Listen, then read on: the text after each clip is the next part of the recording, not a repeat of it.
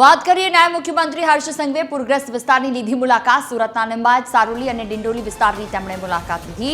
સ્થાનિક કોર્પોરેટર અને પાલિકાના પૂર્વ કમિશનર શાલિની અગ્રવાલ પણ તેમાં જોડાયા હતા।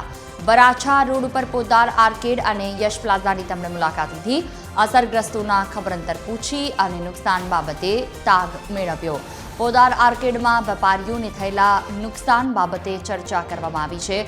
વેપારીઓને વળતર આપવાની બાહેંધરી પણ આપવામાં આવી છે। પોદાર માર્કેટમાં 250 જેટલી દુકાનો પાણીમાં ગરકાવ થઈ ગઈ હતી।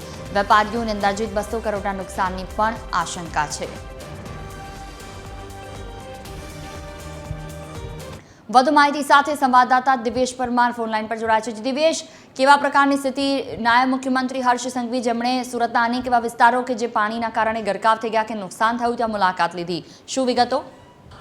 બિલકુલ, જે પ્રકારે સુરત શહેરે પાણી બાનમાં લીધું હતું ને તેને જ લઈને અનેક ઘણું નુકસાન પહોંચ્યું છે, કારણ કે અનેક દુકાનોમાં પાણી ઘૂસી ચૂક્યા છે અને તેને જ લઈને નાયબ મુખ્યમંત્રી હર્ષ સંઘવી જે છે તેઓ અત્યારે અલગ અલગ રહ્યા છે, જેમાં ખાસ કરીને સુરતના વરાછા રોડ પર આવેલ પોદાર આર્કેડ કે જ્યાં મોબાઈલની દુકાન આખી માર્કેટ આવેલી છે તેમાં કરોડોનું નુકસાન પહોંચ્યું છે। તમામ દુકાનો છે તે પાણીમાં ગરકાવ થઈ ગઈ હતી। તો બાજુમાં જ યશ પ્લાઝા જે છે તેમાં પણ જે સીસીટીવી કોમ્પ્યુટર સહિતની દુકાનો છે એટલે ત્યાં પણ નુકસાન પહોંચ્યું છે। ત્યારબાદ પર્વત પાટિયા વિસ્તારમાં અને દિંડોલી વિસ્તારમાં જે પ્રકારે હર્ષ સંઘવી જે ખાડીપુર આવ્યું હતું ને ત્યાં અસરગ્રસ્તો જે છે તેમની મુલાકાત લેવા માટે પહોંચ્યા છે ને જે પ્રકારે આ નુકસાન થયું છે તેને લઈને હાલ સમીક્ષા કરવામાં આવી રહી છે। જે પ્રકારે ખાડીપુર આવે છે તેને લઈને આજ બેઠક યોજાઈ હતી અને ત્યારબાદ જે પ્રકારે હર્ષ સંઘવી જે છે તે અત્યારે ગ્રાઉન્ડ પર ઉતર્યા છે અને અલગ અલગ જગ્યાએ જઈ અને તાગ મેળવી રહ્યા છે સ્થિતિનો, કઈ રીતની જે પ્રકારે આખી સ્થિતિ હતી અને કઈ રીતે લોકોએ તેમાંથી સમય પસાર કર્યો। હાલમાં જે પ્રકારે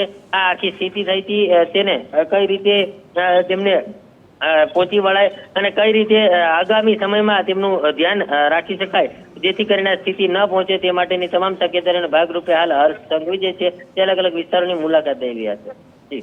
બિલકુલ, તમામ જાણકારી બદલ આભાર।